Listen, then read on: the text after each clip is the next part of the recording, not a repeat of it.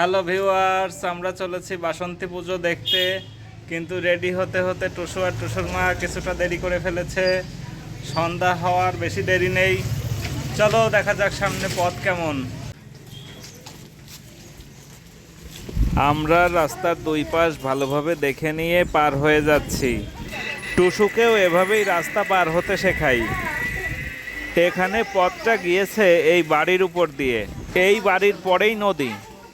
এখানে নামা অনেকটাই চ্যালেঞ্জিং, নদীটা অনেক গভীর, যদিও জল তেমন নেই। মাঝখানে গিয়ে একটা চাড়, সাবধানে নামো টুসু,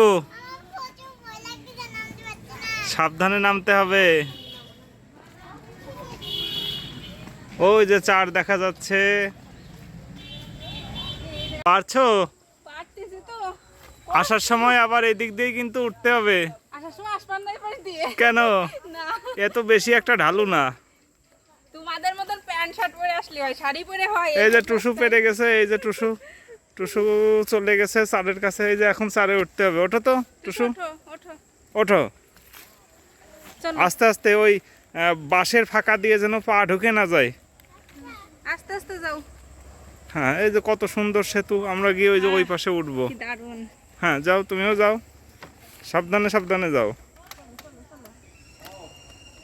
সেই মজা। আসো। আমার তো ভালো লাগে এমন চার পার হতে, বাঁশের চার।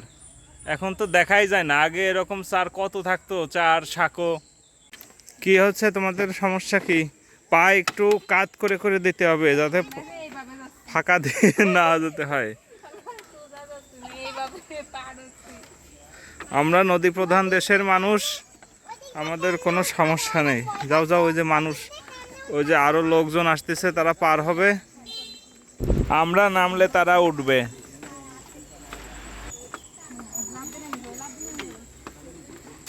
গুড, যাও।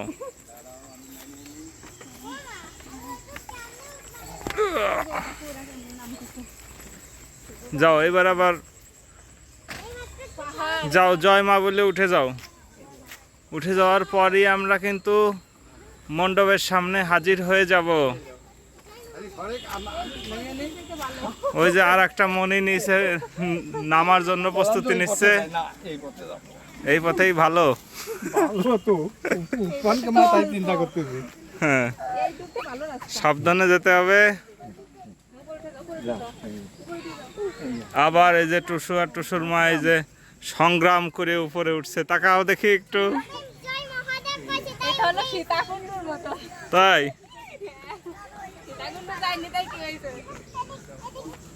সীতাকুণ্ডুর ফ্লেভার কে যেন বললো, গরিবের সীতাকুণ্ডু। মন্দিরের মাথা ওটা হলো গেট, গেট করেছে ওখানে। এই তো চলে আসলাম রাস্তার উপরে। এই যে এই নদী পার হয়ে আসলাম। আসো আসো।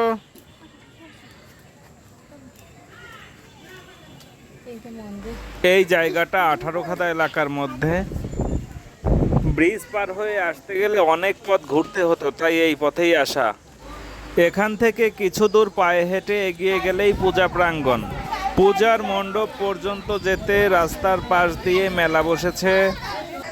আমরা পৌঁছে গেছি। এই যে এখানে বাসন্তী মায়ের পূজা হচ্ছে। প্রতি বছর এখানে পূজা অনুষ্ঠিত হয়। অনেক বছর ধরেই আমরা এখানে আসি।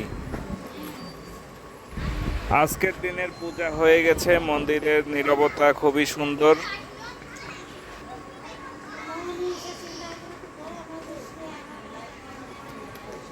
টুসু, প্রণাম করো।